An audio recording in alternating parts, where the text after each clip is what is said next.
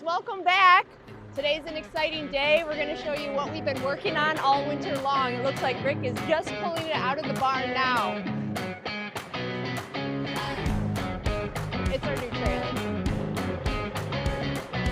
Woohoo! We're going to take you for a walkthrough and show you what we've worked on, and at the end we'd like to give you an idea of what the total cost of us to build our own spray drone trailer was like. Just going to do a little quick tour of our spray trailer here. So it's brand new. That'll be a 2024 model, I believe. Load trail, 14,000 pound, 24-foot deck over trailer. Kind of the base concept with this design was we were going for high clearance because we're getting into a few situations where obviously we're getting into some off-road conditions. So the low deck trailers have a tendency to get hung up, so that's why we went with that. And then also the deck over trailer gives us the options to get chemical totes and products, pallets shuttled right onto the trailer. We're not having to worry about side rails, fenders and wheel wells and things like that. So either way, dual jacks on the front. Yeah, can we show them that later? Like, I'd like to show them how heavy duty that thing is, because it's kind of scary. Yeah, that's fine. All right, well, go ahead. You keep going that way. I'll just follow you. Yeah, the basic equipment here, I was able to get shout out to one of our customers and getting some non-chemical totes. These are 330 gallons. So that gives us 660 gallon capacity.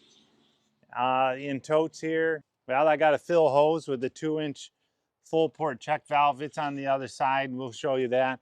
But I cut the hose long enough so we can fill off of each side of the trailer or the back of the trailer. So if a customer is bringing us more water, we can connect right to that and pump up. So okay, we got a shut-off valve for filling. That way we don't pressurize our pump system and our inductor tanks. But we got dual 100-gallon True Clean inductor tanks. That was another big positive we wanted to add this year, so that way we can speed up our mixing time, and we can pump out of one and mix in the other and kind of keep our hot batch going, seamlessly, and not have to mix up so much large quantities of a hot batch to keep the drones going. But there's a little addition here, fresh water. We had that on the old trailer. We had this on the old trailer, but just a quick review. So okay. I just grabbed that hose and threw it on here so we weren't leaking, but fresh water for a little hand rinse out. Harbor Freight 1-inch, 3/4 horsepower electric pump that runs off the Predator real well. So that is devoted for fresh water.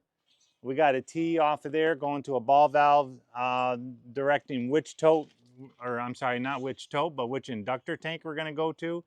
And then also a small line off of that to our freshwater hose, which is on the other side. So, and then we had our drone storage up here for a job that we just did. So this was kind of just temporary or long road travel. Obviously, I'd like to have them on the lower deck, but field to field, my plan is to use the upper flight deck, have them strapped down up there so we don't have to carry them off the trailer down onto the ground, handling batteries and things like that. But anyways, that's a quick run around this side of the trailer, Yeah.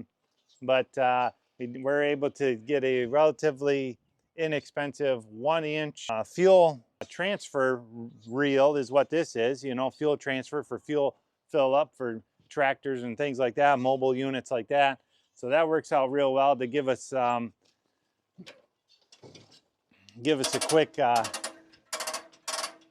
quick pull out and quick rewind on that with a big 1-inch nozzle. So that worked out really well. A lot of those chemical reels are well over $1,000. So yeah, that is an Amazon purchase for a little over $300. So nice. Yeah, we worked with a local farmer who has a nice shop.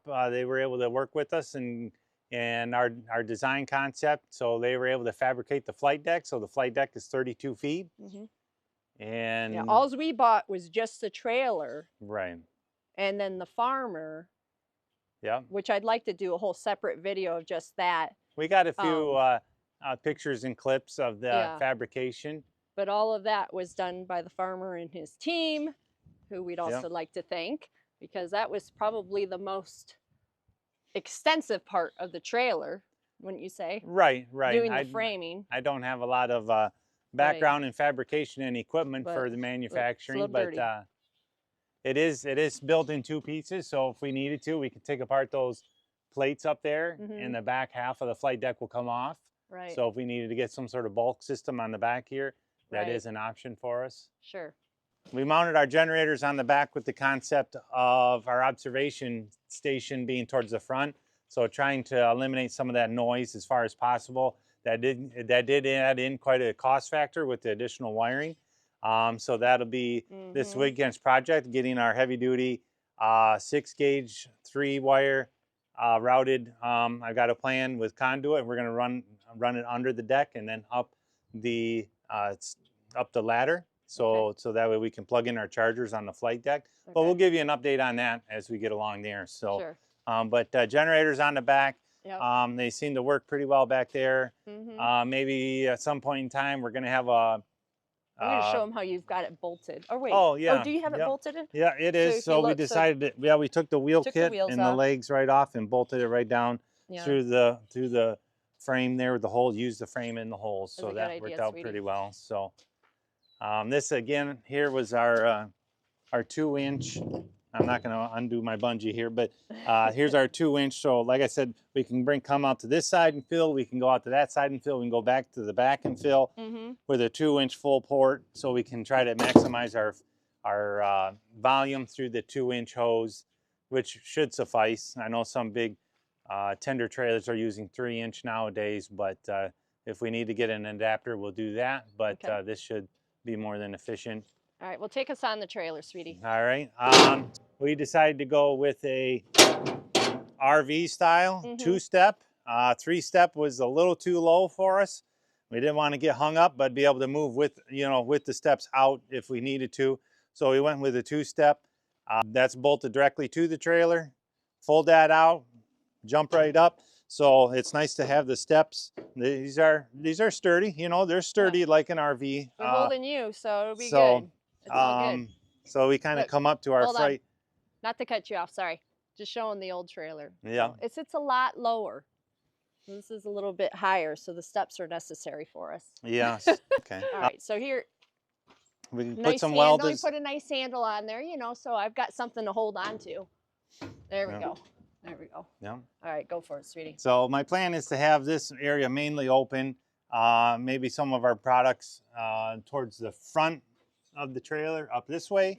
And so we can come right down off the the flight deck, down the ladder this way, down the ladder, and then you can swing around the other way, right to our tanks here. So. Okay. Oh wait, I want to show them my favorite feature on the trailer. Can I? Okay. Yeah. Go ahead. It's right here. All right. Oh, Wait, yeah. it's one of my favorite features. See the lights right there? I ordered just online some simple LEDs. These kind of are like a 180 degree. So it's got a flood out here and then flood out the side. So we got one towards the front, one towards the back. Yeah. I kind of put them centrally located and then both in the same spot. So I only had to run one wire, excuse me. But I may add one off the back, but last night it worked pretty well. So, and that's wired up directly to the trailer plug on the truck. So 12 volts off the truck at all times. We just hit the switch, which I put right down here. This is a good idea. Go ahead. So oh, will it turn on? Oh, it's not hooked up to It's not going to hook. Oh, It's not sorry, hooked up, guys. but that's turned on. So it sounds like a weird, it looks like a weird spot. Sounds like a funny place to put it, but in all reality, it actually worked really well last night because I just left the lights on. Then that's like the last thing, We've got everything strapped down. I put the steps in, and boom, I hit the button and walked to the truck. So but you can get to the button easily going down the steps, and I'm down below, and you can just reach it just fine. Down below. Yeah, from right-handed, through here and right. But then if I am up here working, I just turn around and hit it, So I thought maybe up here in the work area, but that was a good choice. So Okay, well, take us upstairs. I'm um, excited to go upstairs and show them that. okay, well we can do that, and then we'll do the plumbing. Okay. All right. Okay, guys, we're going upstairs. Okay. What do you call this? This Trap is door? yeah, trapdoor Trap access. door? I Yep. don't So know. That sounds good enough. again, Ooh, nice. Let's. custom made. Oh wait, I'm not up here yet. Well, I don't know. Hold on, I don't want to miss this part. We got to keep This it is safe. the best part. This is the best part about this whole trailer. Yep. The lights are good, but this part is even better. All right, go for it. Nice. Let's see how you did that. Right there. Yeah. Good job, you guys. Might get a little pin with the hairpin on there, but Did you put little bumper pads on there? yes, I did. Thank you. It That was sweet. may improve those I with think you something got those heavier. from my but, kitchen. we put some on the bottom of the door here too. Obviously, on this side, the handrail couldn't fold over the door. Right. So Nice. again, this was a excellent design by our builder. So this is 3/4 inch treated plywood decking held down with 5/16 carriage bolts, obviously, so we're not having a trip hazard with the bolts. Yep.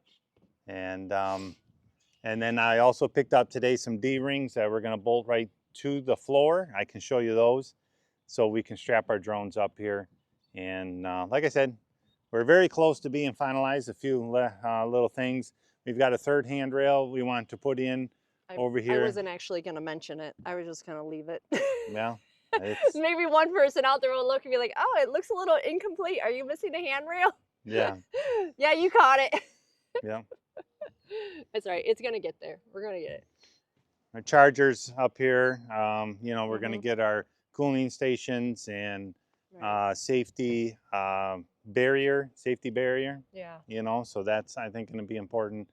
So, but this is kind of the baseline here that we're starting out with here, and then but we had some jobs, so we got to get rolling. Yeah, I was anxious to get the video out. I said, sweetie, I want to get a video of that trailer. And so this is the compromise. So we'll show you more as that part is completed. But it might just be pictures and stuff and short clips throughout the summer because hopefully it's going to be busy. I mean, that's what we're doing this for. So, all right, let's walk down. Show you anything more that might be down below. Oh, I know. Show them really quick the clips you were going to strap the drones down to. Oh, right. Your little hardware? They're right here. Yeah. 1,600-pound safe working load. Obviously, that's only going to be, you know, that's going to be rated for what we're bolting through the plywood, you know. But one of these on each side is what we're planning is going to be, and then a ratchet strap over the drone. So I know some other guys are doing some different things, but we're finding that the ratchet strap over the center part of the drone catches the arms, catches the frame, holds it down tight. And so as we get these tight to the deck, again, we got these and we got some carriage bolts, so we're not causing a trip hazard. So those are going to go through there, and one on each side. And then if our hose is dragging, our hose isn't going to get hung up on this. And so I'm going to show you really quick something that Rick just found that was great for the straps. Now this is you know, for the DJI drones, but you know, the straps that they come with is those clippy ones. Well, they've gotten really worn out, just terribly worn out. So he's found these actually pretty nice bungees that he's strapped, and I'll put that in the other video as well. But what were they, like $5 a piece? Yeah, these are like $5 a piece at the local hardware. It's just a black strap. I'm sorry, flat strap, flat black strap. One I found was 45 inches. I bought everything they had. They were able to reorder me some that were 40 inches, but the strength is a little bit different. So I actually preferred the 40-inch because they weren't quite as strong in putting as much tension on the props. But they just work really well. They have just enough tension to hook on the front bar. come around the propellers to hold them in, hook it on the back bar. It's actually way faster than the other straps. Right. Holds the propellers well. They're not super You super don't want it tight, really you know, snug, where it's distorting the propellers. Right. Yeah, so that's a shout out to our local hardware store for getting us those. Yeah. That's a big you know, Yeah. big improvement, a little thing you wouldn't think much about. Mm-hmm. Being able to find something that worked well for that application, so we can throw that in there and Okay, Rick's going to show us the plumbing all real right. quick, so go for it, sweetie. Yeah, can you see down there? We got our Okay. freshwater pump. All right, that's the green one, right? Yep, Okay. that comes up to the valve on the left here. So I'm going to get You these want me to labeled. get down there to look? Nope, that's Oh, fine. You okay. can back up a little bit. So this T valve is a two-way. So when the handle's this way, it's going to feed to the tank on the right. When it comes down, it's going to feed to the tank on the left. Freshwater only. Okay. So then that comes up to here. Mm-hmm. So we got freshwater in here, freshwater in over here. So Okay. I bought a flow meter for each tank. Again, we had a flow meter on the last one. Wouldn't go without it. Again, $52 on Amazon. This is a 1.5 inch digital flow meter. Just double check your calibration, but they work really well once you got them calibrated. And really, they're very close right out of the package. But just make sure you know, you hit the button, or when you send water through it, it automatically turns on. So, Okay. you know, a lot of people are using their gallonage on the side of the tank, but I like, if I have an odd number of gallons in there and I know I want to add so much, or the trailer's this is where we run into trouble, when the trailer's at an angle, or we have excessive foam in there, I know how much water is in my tank by what my flow meter is telling me. Right. So, okay. And then my shutoff valve right here, you know what I mean? Right on the top, I'm mixing, I'm watching, watching my gauge, shut it off, you know. Yep. Hit my valve down here, send it over to this tank. You know, if we're pumping out of this tank, we can mix to this tank. Right. So then we have down to the bottom, each tank is teed together with another two-way valve, but it's a 3-port, but a 2-way valve. So I can switch that to right there. Yep. I can switch it from each tank from left to right, and then that comes around to our recirculation and drone fill pump. So this is a Harbor Freight 1 inch. So I got an 1.5 inch line coming in, 1 inch coming out. It's teed here. So back to my tank recirculation and agitation, and then 1 inch here to our 1 inch hose reel over there. This is a 1/2 inch hose reel for freshwater. So we've got like, I think it's 100 feet, a 50 or 100, I'd have to look, but but that way, you know, we can rinse jugs, we can rinse the inductors, we can rinse down the drones. We've got a freshwater source that you know, it kind of sits right here. Pull that out. We got a garden hose squirter on there, so there's always pressure when the pump is running. Pull it back in, let it go, you're ready to go down the road. Nice. Recirculation valve on this side, we can adjust it with a shutoff valve. Again, handle to the right is going to the tank on the right, so it's going to send the recirculation back to this side here, and our centrifugal nozzle in there. I messed that up, but nozzle inside there for agitation, or we can push it down and send the agitation back to this tank, and which also has an agitation nozzle in there. So, but we're going to get a little bit of labeling on here to make it just quick, you know, visual, to make sure we're good to go. Each tank's got a shutoff valve on the bottom in case we have some sort of an issue, a blowout, a leak. We can just immediately, or even road travel, shut that, confine that product into the tank, and not within any of our plumbing issues. So these valves were just hose clamped right to the bar here, which is convenient. You know, again, we're just, you know, finding ways we can operate without having to spend thousands and thousands of dollars. So, but so far it's working very well. Can you give, because I did kind of mention that we would give a dollar amount you know, the price of the trailer. We bought the trailer brand new. We did have the framing put on, all the metal and everything, and it was welded by a farmer, so we had to, you know, there was a cost in that. And then of course everything that we put on it, all of the tanks, all of the pumps and the hoses, not the drones, those ones are separate, but the lighting, the wiring, where's your wiring at? Here we go. Yeah. All of your wiring. I mean, all of that stuff costs money, even the stairway, everything. Paint. The paint, oh my goodness, the paint. Oh my goodness, the paint. I mean, that's another video, just the paint alone, but we'll get there. Regardless, give us a number. Approximately, okay, because we've looked at a lot of trailers. Yeah, we looked at a lot of trailers, and there's our old trailer. Okay, hey, it did well, so I'm not dissing it. Still there. What was our approximate total? 20,000. Yeah, not bad. So that's not bad. That was the budget we set, and I thought we would come in lower than that, but again, you know, purchasing hose and purchasing the wire was a little bit more. The wire for the electrical was a little bit more, but all the components are in my possession to finish the job. So,